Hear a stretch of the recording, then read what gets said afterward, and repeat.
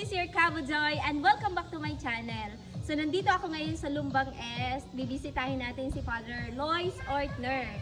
Siya po ay isang pari na taga-Austria na kung saan ay siya yung nagpagawa ng basilika na ito. Itong malaking basilika at saka itong chapel. So yung pinaka na sadya namin dito is pupuntahan namin yung malaking kampana doon na nag-worth ng 5 million mahigit. Okay guys, samahan niyo ako.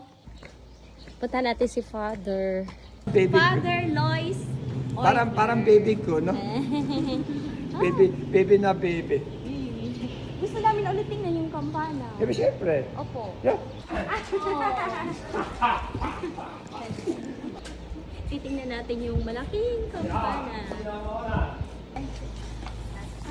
Alam niyo ba guys na itong si Father Lois Ortner ay 37 years nang nakastay dito sa Pilipinas. Pero yung pinakamaraming time na naigugol niya is dito talaga sa Lumbang Est, na kung saan ay nakapagtayo siya ng mga paaralan, nakapagpatayo siya ng mga simbahan, at saka nakapagpagawa siya ng mga hanging bridges na kung saan ay napakalaki ng naitulong nito dito sa mga mamamayan ng Lumbang Est. So, actually, nagkakilala kami since 2010 and itong kampana na titingnan natin ay pangalawang beses ko nang nakita. So, na-curious lang ako kasi napakamahal po ng kampana na ito. Pag mahulog ka, capture it. Ayan! Yeah. So, eto na yon yung tatlong napakalaking kampana. How much is the cost of this? Oh, there's millions, ma'am. This costs millions. It costs you millions. 2 million? Millions, yeah. 2 million? You have to do it.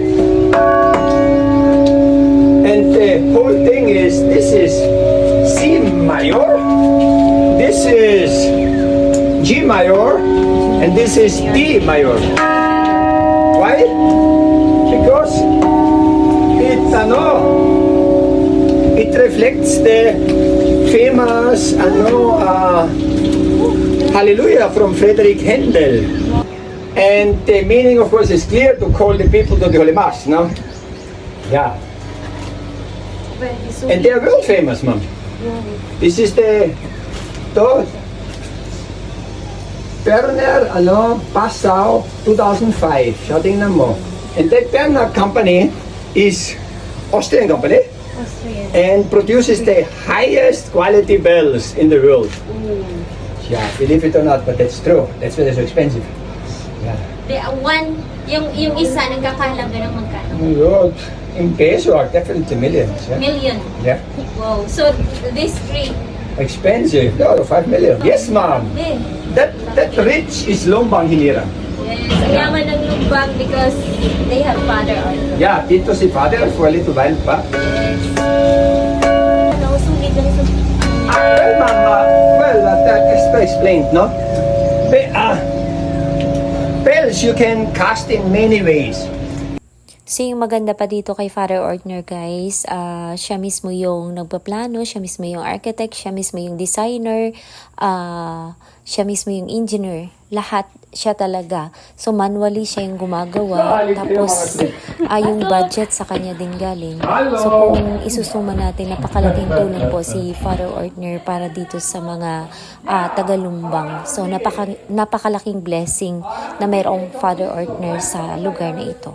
Yung mga motor na ito ay kanyang mga papremyo sa kanyang paraffle sa simbahan, at ang proceeds nito ay mapupunta sa patuloy na pagpapagawa ng basilika.